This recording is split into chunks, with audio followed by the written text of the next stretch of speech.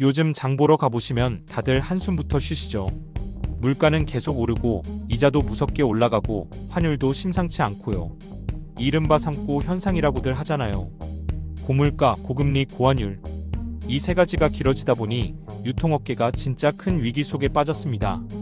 온라인 쇼핑몰은 줄줄이 문을 닫고 있고요. 대형마트도 버티질 못해서 법정 관리를 신청하는 사태까지 벌어졌습니다. 설마 마트도 망해? 하실 수 있는데 진짜 그런 일이 일어나고 있어요. 왜 이렇게 된 걸까요? 사실은요, 소비자분들 지갑이 꽁꽁 닫혀서 그래요. 살 게 있어도 두 번, 세 번 생각하게 되잖아요. 게다가 코로나19 지나면서 많은 기업들이 재정이 약해진 상태였는데 여기서 삼고 현상이 덮치니까 견디기가 더 힘들어진 거죠. 특히 온라인 쪽이 심각합니다. 작년 7월에 티몬, 위메프에서 정산을 제대로 못해주는 사태가 있었어요. 이 사건으로만 피해본 판매자분들이 무려 53만 명, 피해 금액은 1조 5천억 원이 넘는다고 합니다. 그 이후로도 1300K, 바보사랑, 알레트 같은 쇼핑몰들이 하나둘 문을 닫고 있고요. 오프라인도 다르지 않습니다. 홈플러스, 대형마트 2위죠. 여기도 유동성 위기를 견디지 못해서 기습적으로 기업 회생 절차, 그러니까 법정 관리를 신청했습니다. 명품 플랫폼 반란도 마찬가지예요. 2023년부터 자본이 완전히 바닥나서 결국 법정 관리에 들어갔습니다. 이게 단순히 쇼핑몰, 마트 이야기만이 아니에요. 상품을 팔아주는 유통업체들이 흔들리니까 물건 만드는 제조업체, 또 그걸 실어 나르는 물류업체까지 전부 영향을 받는 겁니다. 진짜 연쇄적으로 무너지는 도미노 현상처럼 번지고 있어요. 걱정되는 게요, 앞으로 이런 도미노 위기가 더 빨라질 수도 있다는 겁니다. 예를 들어서요, 팀프렛이라는 물류업체가 있어요. 여기는 새벽 배송 전문인데 4년 사이 영업 손실이 1,000억 원 넘게 쌓이면서 새벽 배송을 일시 중단했습니다.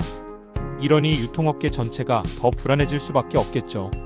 대한상공회의소에서 발표한 유통산업 전망을 보면요, 올해 소매시장 성장률이 고작 0.4%라고 합니다. 이건 코로나 직격탄 맞았던 2020년 이후로 가장 낮은 수치예요. 그러니까 지금 기업들은 살아남자 이 생존 모드에 완전히 돌입한 상태입니다.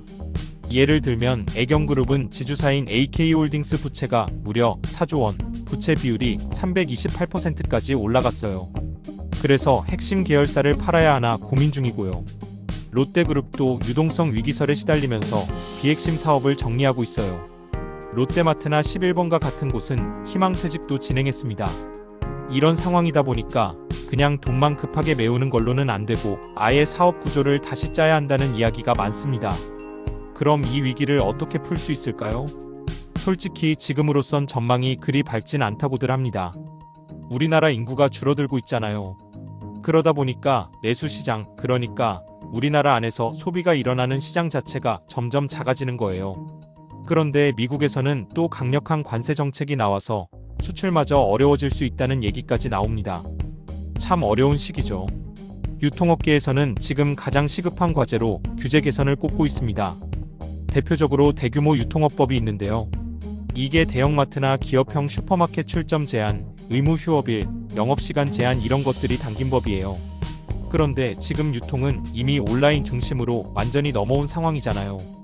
그래서 이 법이 시대에 뒤처졌다는 지적이 많습니다. 결국은 국가가 좀 더 적극적으로 나서야 한다는 목소리도 큽니다. 위기 확산 막고 업계 재편이 제대로 될 수 있도록 컨트롤타워 역할을 해줘야 한다는 거죠.